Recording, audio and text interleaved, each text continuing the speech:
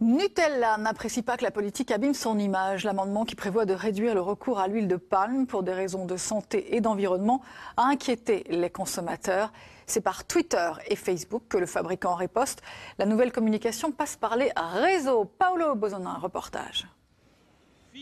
La bataille se joue dans les médias, mais elle a commencé ici, au Sénat. Le 14 novembre, les sénateurs proposent une taxe exceptionnelle sur la très polluante huile de palme. L'impôt est baptisé taxe Nutella. En quelques heures, le mot envahit les télés, puis le web.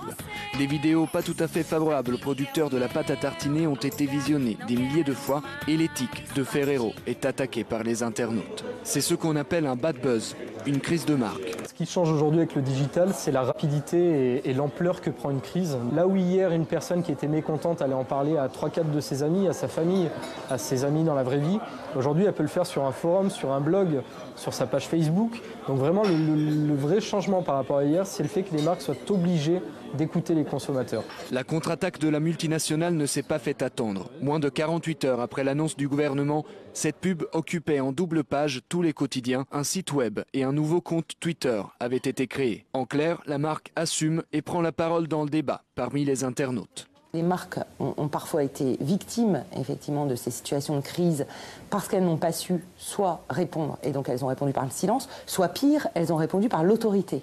Et sur les médias sociaux, on n'est pas autoritaire. On n'impose rien sur les médias sociaux et surtout on n'interdit pas. Encore une fois, on gère la relation, on ne la contrôle pas. Nutella compte aujourd'hui plus de 16 millions de fans sur Facebook et son nom a été mentionné des millions de fois dans 38 pays. Bref, même cette mauvaise pub pourrait se révéler positive pour le géant italien de l'agroalimentaire. La taxe Nutella ne sera peut-être jamais appliquée, mais l'huile de palme restera un ingrédient de la pâte à tartiner malgré ses effets néfastes sur l'environnement et sur la santé.